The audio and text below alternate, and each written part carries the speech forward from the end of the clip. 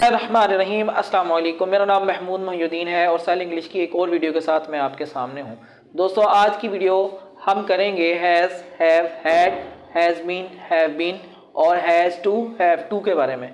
In short आज की video हम दो वर्ब जिसको बाज़-औक़ात हेल्पिंग वर्ब के तौर पे भी इस्तेमाल किया जाता है और बाज़-औक़ात मेन वर्ब के तौर पे भी इस्तेमाल किया जाता है, आज हम उनका इस्तेमाल करेंगे। लेक्चर बहुत ही ज़्यादा इंपॉर्टेंट होने वाला है और जुड़े रहें सेल इंग्लिश के साथ। तो सबसे पहले हम बात करेंगे हैज़ और हैड की, हैव, हैज़ और हैड की। दरअसल यहाँ पे मैं एक बात बताना चाहूँगा कि हैव एक वर्ब है, हैव एक वर्ब है जिसका मतलब होता है रखना, जिसका मतलब होता है रखना। अब यहाँ पे अगर हम बात करें तो हैव की दूसरी फॉर्म होती है हैड, तीसरी फॉर्म होती है हैड और चौथी फॉर्म होती है हैविंग। यहाँ पे मैं थोड़ी सी कॉम्प्लिकेटेड सी बात करने वाला हूँ और पांचवी फॉर्म होती है हैज़। मैंने अपनी पहली वीडियोस में भी ये बताया है कि फोर्थ फॉर्म ऑफ वर्ब होती हैं। यहाँ पे मैंने पांचवी फॉर्म को क्यों लगाया, क्यों बताया, ये किसी एक और जाके टॉपिक में इंशाल्लाह वीडियो में हम बात करेंगे। तो आज की जो वीडियो है उसका मैं बात कर रहा हूँ कि सबसे पहले हैव और हैज़ का इस्तेमाल ये कहाँ कहाँ होता है और अंग्रेज़ी ज़ुबान में मुमकिना तौर पे इसको कहाँ कहाँ हम इस्तेमाल कर सकते हैं। मेरी बात याद रखिएगा, जब भी किसी फ़िक्रे में हैव या हैज़ आएगा तो उसके बाद दो तरह की चीज़ें आ सकती हैं, यानी दो तरह के वर्ड्स आ सकते हैं। या तो नाउन आएगा या तो वर्ब आएगा, या तो नाउन आएगा या तो वर्ब आएगा। यानी या तो हैज़ हैव के बाद नाउन आ सकता है या फिर वर्ब आ सकता है। इनकी एग्जाम्पल देखेंगे और हम इसको पढ़ेंगे किस तरह। देखें, जब हम हैव हैज़ को इस मकसद के लिए इस्तेमाल करते हैं कि रखने के लिए, रखने यानी पास के लिए, तो उस वक्त हम इसके बाद नाउन लगाते हैं। जब भी हैव और हैज़ का इस्तेमाल इस मकसद के लिए होता है कि हमें यह बताना मकसूद हो कि मेरे पास कुछ चीज़ें हैं, यानी मैं कुछ चीज़ों का मालिक हूँ या मैं कुछ चीज़ें रखता हूँ। मिसाल के तौर पे मेरे पास 10 रुपये हैं, आई हैव 10 रुपीज़। मेरे पास एक बुक है, आई हैव ए बुक। उसके पास एक गुड़िया है, ही हैज़ ए डॉल।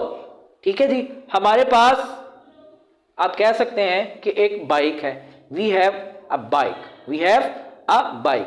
तो अगर हम एग्जाम्पल्स को देखें तो जिस वक्त हमें ये बताना हो कि मेरे पास है, मैं रखता हूँ, मेरे पास यानी मैं मालिक हूँ, तो उस वक्त हैव हैज़ का इस्तेमाल हम करते हैं। मैं एग्जाम्पल्स यहाँ पे लिख देता हूँ। आई हैव ए पेन, मेरे पास एक कलम है। शी हैज़ ए डॉल, उसके पास एक गुड़िया है। अब चूंकि इसका मतलब यहाँ पे है पास और यहाँ पे ये हेल्पिंग वर्ब के तौर पे नहीं बल्कि मेन वर्ब के तौर पे इस्तेमाल हुआ है, इसलिए हैव के बाद और हैज़ के बाद यहाँ पे क्या आया है, नाउन। क्या आया है, नाउन। यहाँ पे एक और बात याद रखने वाली है कि मेरी बात याद रखें कि इन फिक्रात में हम किसी किस्म के काम को शो नहीं कर रहे, काम को शो नहीं कर रहे, यानी ये नहीं बता रहे कि सब्जेक्ट काम कर रहा है, सब्जेक्ट काम कर रहा है। इसमें एक्शन वर्ब नहीं है। इसमें आप कह सकते हैं कि सिर्फ और सिर्फ हम रखने की गर्ज से, यानी सब्जेक्ट के पास चीज़ है इसलिए हम हैज़ और हैव लगाते हैं और यहीं पे हम इसको यूज़ करेंगे। एग्जाम्पल्स आपके सामने हैं, आप देख सकते हैं कि यहाँ पे सब्जेक्ट, उसके बाद हैज़ या हैव और उसके बाद हमने नाउन लगाया हुआ है। ही, शी, इट और सिंगुलर नाउन के साथ हम हैज़ लगाते हैं पास होने के लिए। आई, वी, यू और दे के साथ हम हैव लगाते हैं या प्लूरल के लिए। इसको आप देखें गौर से, कोई चीज़ समझ नहीं आती तो पूछें। और हैज़ का इस्तेमाल पड़ा अगर हम इन्हीं फिक्रात को माजी में बयान करेंगे, यानी मेरे पास 10 रुपये थे, यानी उसके पास एक गुड़िया थी।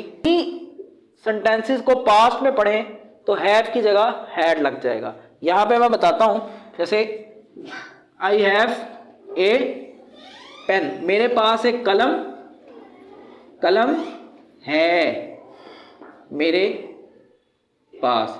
लेकिन अगर हमने यहाँ पे इसको पास्ट टेंस में करना है तो हम कहेंगे आई हैड ए पेन, यानी सिंपल, सिर्फ हैव को हैड में चेंज कर दें तो ये पास था के जुमरे में आ जाएगा, ये पास है के जुमरे में है। याद रखें, ये पास था और ये पास है। जब हमने प्रेजेंट में बताना है कि मौजूदा मेरे पास एक चीज है तो हम कहते हैं आई हैव ए पेन, लेकिन जिस वक्त हमने माजी में बताना है तो हम कहेंगे I had a pen, she had a doll. यहां पे कुछ एग्जांपल्स लिखी हुई हैं, आप इनको रीड करें और इनकी ट्रांसलेशन करने की कोशिश करें। इसके साथ हैव और हैज का एक बहुत ही अहम इस्तेमाल मैं आपको बताऊंगा। दूसरी बात मैंने ये बताया था, हैव हैज और हैड के बाद नाउन आता है या थर्ड फॉर्म ऑफ वर्ब आती है जी। तो मेरी मुराद है प्रेजेंट परफेक्ट, पास्ट परफेक्ट और फ्यूचर परफेक्ट के टेंसेस में जहां पे हैज, हैव, हैड के बाद थर्ड फॉर्म ऑफ वर्ब का हम इस्तेमाल करते हैं। ऐसे फिक्रात जिनके आखिर में उर्दू में चुका है, दिया है, या ऐसी सेंस हमें मिले जिसमें काम का मुकम्मल होना पाया जाए तो हम उसको कहते हैं कि ये परफेक्ट यानी पूरे मुकम्मल फिक्रात हैं और इसमें हम हैव हैज के बाद third form of verb use करते हैं। यहाँ पे याद रखें कि आई, वी, यू और दे के साथ हैव लगाते हैं, ही, शी, इट और सिंगुलर नाउन के साथ हैज लगाते हैं। मैं यहाँ पे एग्जाम्पल लिखता हूँ, यानी मैं काम कर चुका हूँ। I have done my work, मैं अपना काम कर चुका हूँ। अब इसमें काम को बताया जा रहा है, क्या बताया जा रहा है? काम को।